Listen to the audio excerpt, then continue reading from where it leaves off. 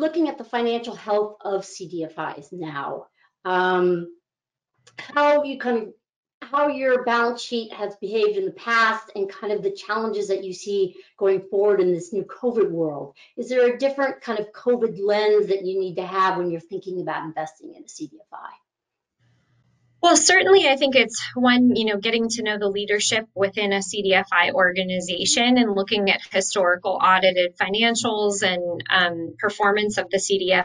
I think really understanding the financials and asking questions about their balance sheet, looking at operating reserves that the organization has. The other important question is to look at historical trends in portfolio quality. So really looking at how does the CDFI mitigate some of their risk in the portfolio of lending to not only in past times, but also given the uncertainties that we have right now, it's really important as CDFIs that we properly reserve for the uncertainties that lie ahead in the small business industry.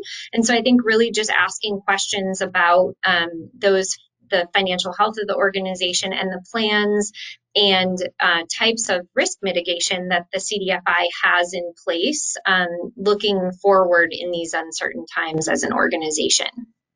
Okay, great. And then wanted to just kind of ask, we were talking a little bit earlier before we started, was just dealing with COVID and what that means in terms of your own family and how you're operating a business. But as a leader of a small business CDFI in COVID, what have been the biggest challenges, both from a staff point of view or just the overall health of your organization, but just kind of what has COVID meant to Accion? Yeah, so it's a really interesting question. And Sarah knows that I have 3 little ones at home myself. And so certainly I think, as a leader of a nonprofit organization, I think first when all of this happened, the first thing that we needed to ensure was the health and safety of our staff and of our clients and our partners. And so, we were quickly able to, transition remote and keep everyone safe. We were fortunate to have had systems in place that operationally enabled us to do that and to really pivot pretty quickly within, a couple days. So we've been fortunate, to follow the guidelines and be able to keep our staff team remote and still service our clients. Obviously, historically, CDFIs working with low to moderate income communities, minority-owned businesses, much of our business is in person, right? Because many of the businesses that we support need a lot of, support and typically we've done that historically in person, right? So that's been a little bit more challenging, for our staff team, for our clients. But with the fruits of technology in today's world and having the ability to get on a Zoom or a webinar, we've transitioned all of our educational events to really offer them digitally, and people have been very, very responsive.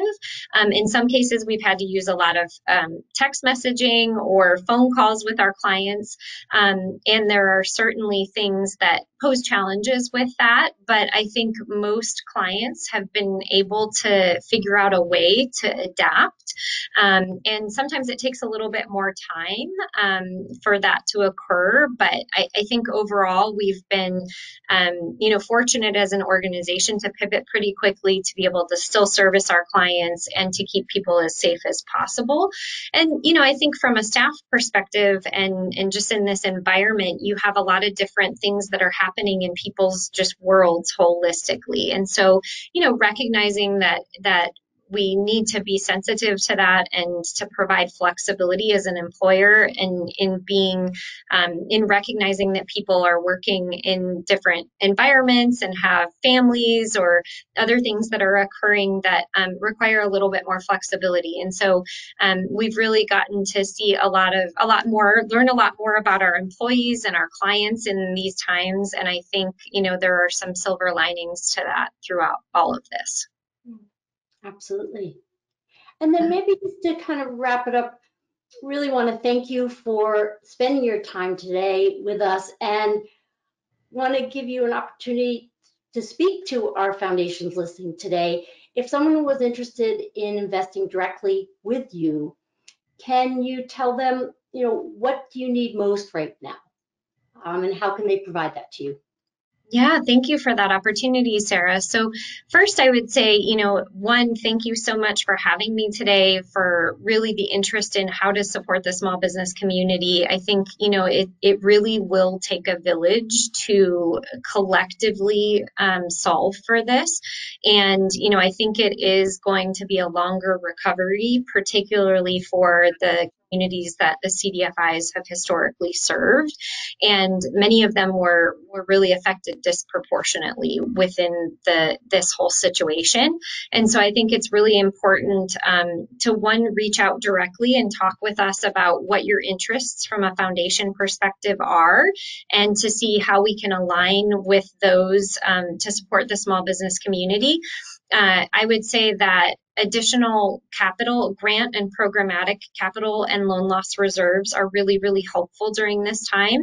And then looking at ways to actually provide investment capital into the organization in order for us to continue to do relief and recovery lending for the small businesses as they navigate the future.